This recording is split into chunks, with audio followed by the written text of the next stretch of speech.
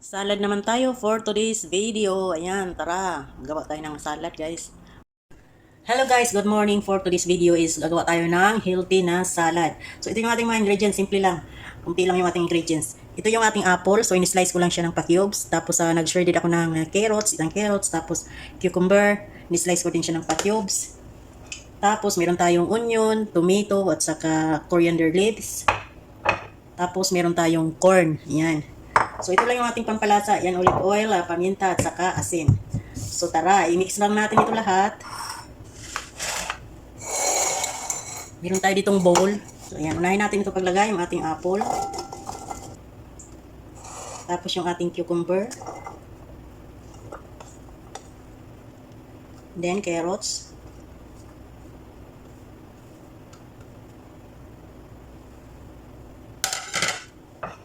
Tapos itong ating onion. Then tomato. Tapos itong ating coriander leaves.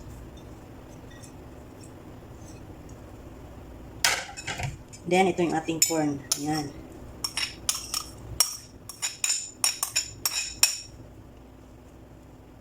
Kunti pa.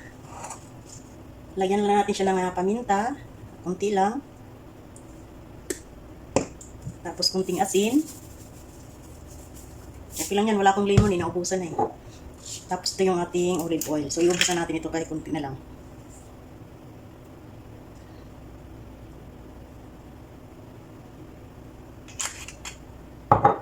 Then, i-mix-mix lang natin. Okay lang na walang lemon, may tomato naman tayo na pang asin. Ayan. At saka yung ating matamis ay yung ating apple. So, ayan. At siyempre yung ating corn.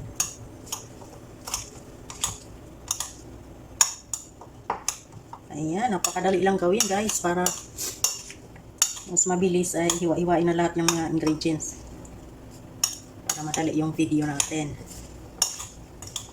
Ayan, mix-mix lang. Ayan, okay na yan. So, tikman natin.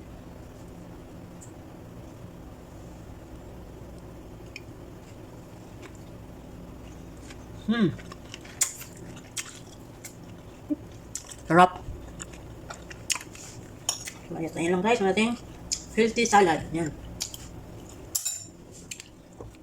Oh, diba? Colorful.